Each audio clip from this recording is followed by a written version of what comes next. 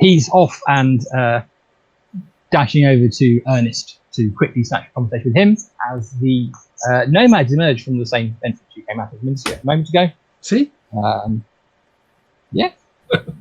And big nomad puts his arms round Puck and slaps him on the back, looking all delighted to talk to him. I am all eyes and ears. Ooh, that sounds like there's going to be a listen roll coming up very soon. I assume you have extricated yourself from the dance so that you can get a bit closer and be able to hear. Or you can keep dancing and listening if you prefer, I find. No, not this time. I had envisioned sort of a, never mind me, my shoulder just needs to like meet this pillar sort of pose. Cool. So let's have a listen roll from you. I will. Ooh. I'm spying at last. It's really exciting. I'm tempted to give you a +1 column shift because we kind of set this up. Excellent. Well, I roll at the very top end of good with a 73. So if you give me that column shift, it's not a very big column shift. It's just 1 percentage point to pop me into great, which I would love. Okay. So cool. Yes. Good.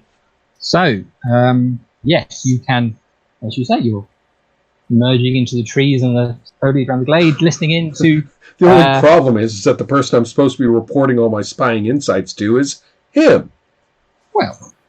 So this isn't going to be very valuable info as far as he's concerned.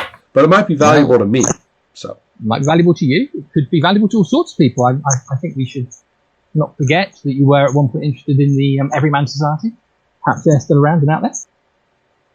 But on this instance, you can hear the big nomad greeting Puck, saying how lovely it is to see him. Sorry he was late for this delightful party. Because he's much appreciated the favour that Puck has shown him and the surprising evidence that the nomads are not alone in this world and beset by devils on all sides, and there can be friendship between different peoples. And Puck is nodding along, definitely looks surprised to see them there. And Puck is busy trying to extricate himself from the bear hug and the perhaps looking around for some way out of this conversation. At the same time as starting to mouth the sort of platitudes we probably remember from him about talking about. It's always good to have friendship between nations and forget all the rubbish he said last time when you were when he was being interrogated. Yes, I'm mentioning girl, and I imagine about this time you probably, if you're following after, would also come out into the glade, and Christabel as well, suitably lubricated. So, what would anybody like to do? Well, I was listening, Mm-hmm. and with my great roll, I wasn't sure if I picked up any specific info that you had in mind. You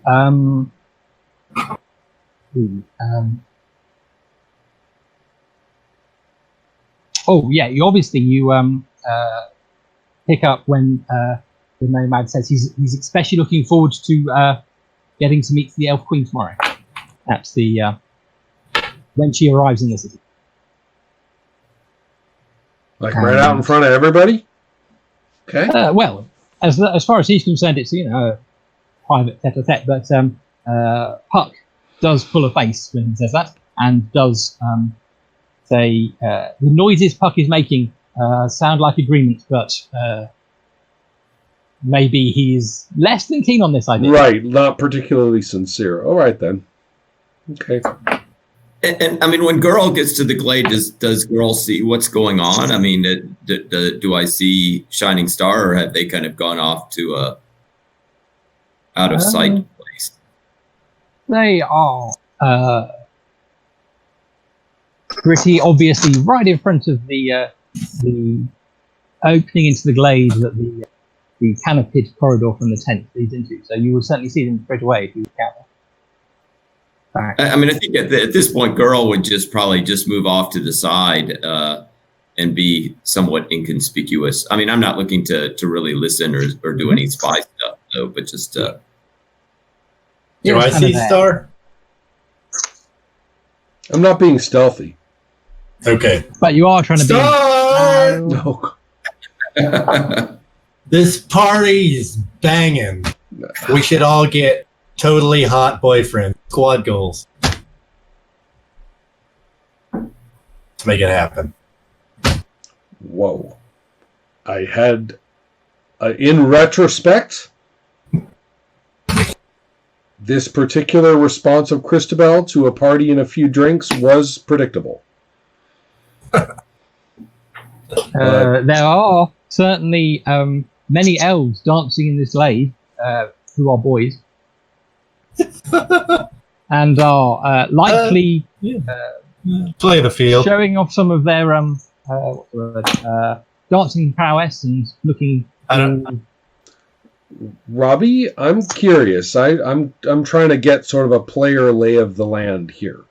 At the moment, we've got Puck talking with this guy, but it's not like the whole party's disrupted, right? I mean, there's not like some huge problem. Wouldn't Ernest be in the midst of this to some extent, somehow? Yeah, Ernest is there next to Puck.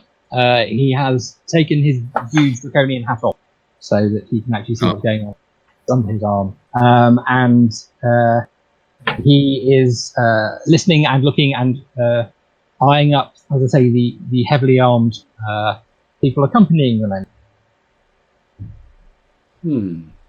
And slowly coming into the glade past where Christabel and Girl are a number of other elves, as previously established, who were working the door.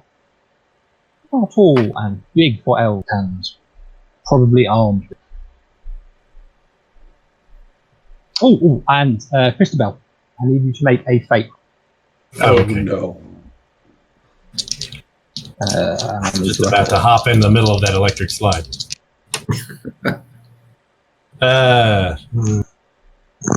Well, that's inferior. It could be worse. Right, that would be 1 second. There are 3 results that are worse. Nothing exciting is happening because of that fate. So. Okay. Oh, well. Yeah, I don't like the sound of that even a little. All right. Having been hailed, I will proceed to Christabel and say what looked like some sort of crisis or unexpected event has merely turned into a sort of bizarre conversation. And then I do kind of a double take. But you don't give a shit about any of that, do you? Okay, then. And I will look about for the nearest eye candy that I can find. And what can I do to whisk that individual into an interesting situation with Christabel? I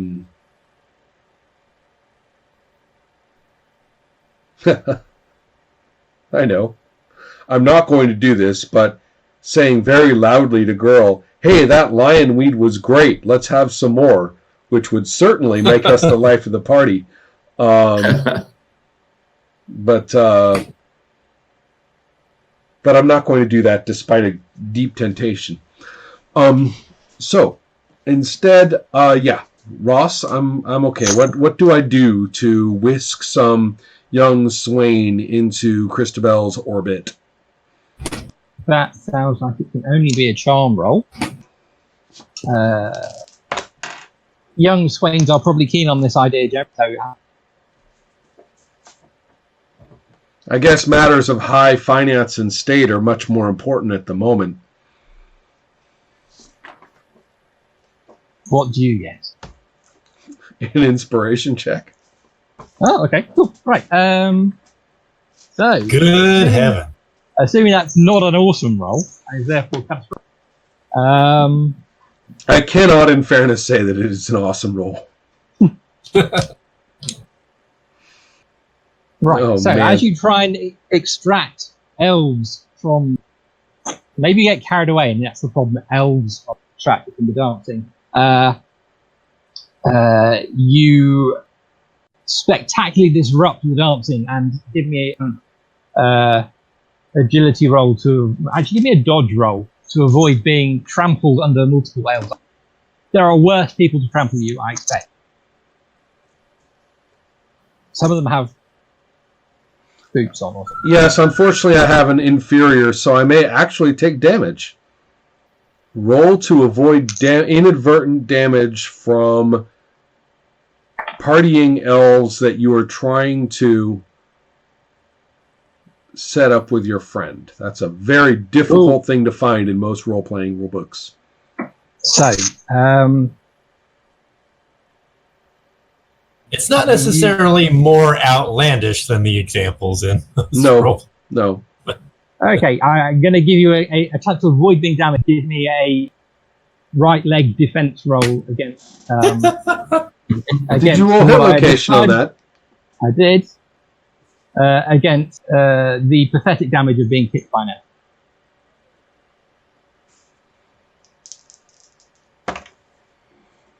No, I believe I handily avoid this problem. With It would have been potentially interesting if you had picked up a limp, and that came up later.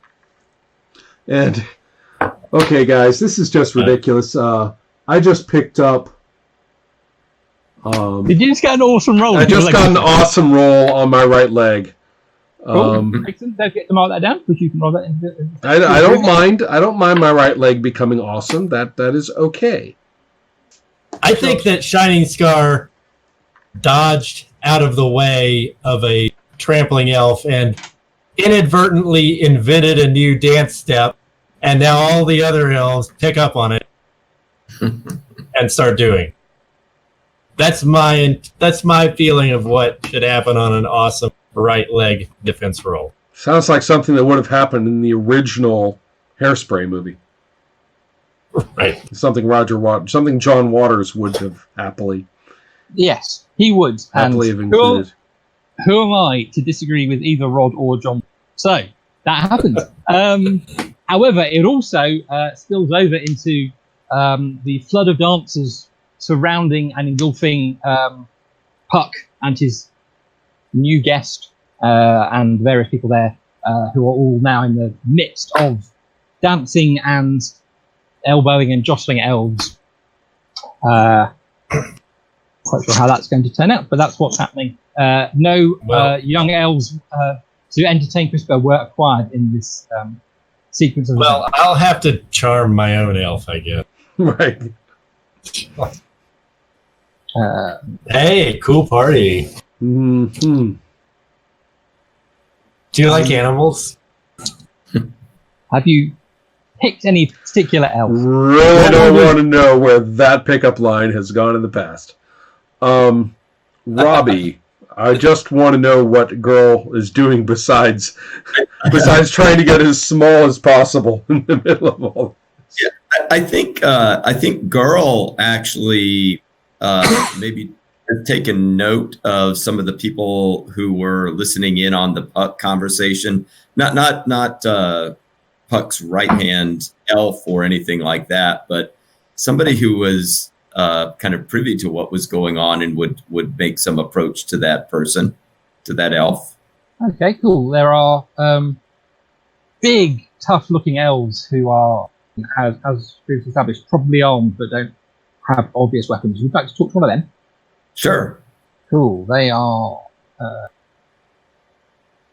Meanwhile, I was going to ask Rod if there are any characteristics of an elf that Crispell will be looking at to pick someone to chat to. Handsome, Passable. kind eyes, Symmetrical ears. symmetrical ears, Symmetrical ears. a Cool. sense of refinement, but also not too big for his britches. Okay, you can give me either a fate roll or a whatever it is, the augury roll, whichever you prefer. Well, I'll take the fate roll. God. Okay.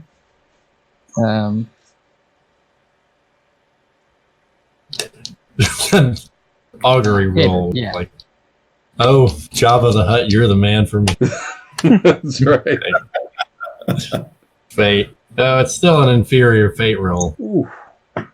What's with you and Fate tonight?